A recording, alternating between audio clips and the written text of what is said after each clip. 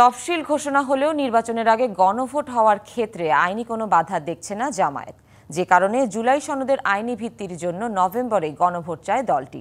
রাজধানীতে এক অনুষ্ঠানে এই দুই ইস্যুতে এমন অনড় অবস্থানের কথা জানান দলটির নেতারা। আর তরুণদের ভবিষ্যৎ বৃহৎ নেতৃত্বের জন্য প্রস্তুতি নেওয়ার আহ্বান জানিয়েছেন দলটির আমির ডাক্তার শফিকুর রহমান।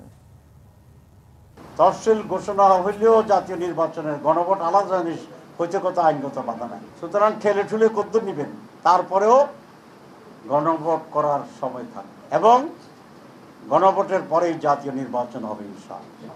দেশের ককপিটে তোমাদেরকে বসাতে চাই, তোমরা ককপিটে বসে দেশ পরিচালনা করবা, পিছন থেকে আমরা তোমাদের জন্য দোয়া করব, শক্তি যোগাবো।